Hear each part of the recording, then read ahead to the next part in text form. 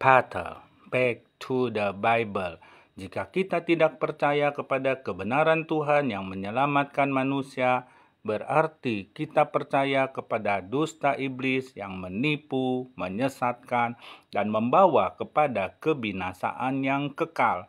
Ayat-ayat palsu. Tahukah saudara, ayat palsu seperti apa? Cerdaslah dalam beriman dan temukan kebenarannya. Yang pertama, ayat palsu ada tentunya meniru ayat yang asli. Jika ada dua kitab yang menceritakan satu orang nabi yang mempunyai dua cerita yang berbeda dalam kisahnya dan kebenarannya, sudah dapat dipastikan yang satu asli dan yang satu lagi pasti palsu. Biasanya yang palsu keluarnya belakangan karena meniru dengan yang asli. Yang kedua, ayat-ayat palsu adalah ayat-ayat yang menceritakan dongeng, cerita yang tidak pernah ada, dan banyak kebohongan-kebohongan di dalam kitabnya. Yohanes 17 ayat 17, firman-Mu adalah kebenaran.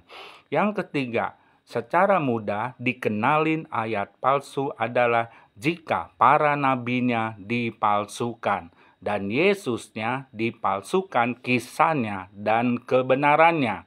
Yang keempat, minum racun tidak mati bukanlah ayat palsu, tetapi ini bukan perintah Tuhan. Jika diartikan dengan akal-akalan atau asumsi, Tuhan suruh minum racun, ini namanya memalsukan kebenarannya, memalsukan tafsirannya, tidak sesuai dengan maksud Tuhan, dan ini menunjukkan kebodohannya dalam berpikir. Orang yang bodoh, orang yang tidak mengerti, memahami kitab suci. Markus 16 ayat 17 dan 18. Yang kelima, ayat palsu, Tuhan tidak akan mungkin mencelakakan umatnya, apalagi sampai membawa umatnya ke neraka.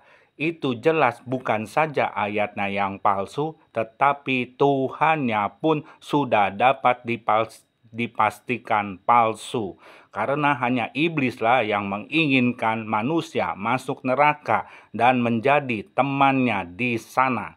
Yang keenam, ayat palsu jelas menyesatkan, bukan kebenaran yang berasal dari Tuhan. Tidak ada manfaatnya kepada manusia dan membuat manusia berdosa kepada Tuhan. 2 Timotius 3 ayat 16. Segala tulisan yang diilhamkan Allah, yang adalah firman Allah, memang bermanfaat untuk mengajar, untuk menyatakan kesalahan, untuk memperbaiki kelakuan, dan untuk mendidik orang dalam kebenaran.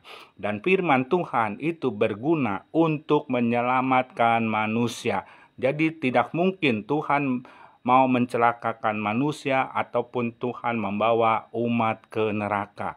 Tuhan yang sejati ingin umatnya masuk ke surga, ada bersama-sama dengan Dia, dan Tuhan selalu berusaha untuk mencegah manusia masuk ke neraka atau menuju ke neraka. Dia terus akan memberitahukan, dia terus akan menegur, dia terus akan memperingati, dan dia terus menghalangi jalan manusia dan bahkan sampai menghajarnya. Itulah kasih Tuhan supaya berbalik ke jalan yang benar.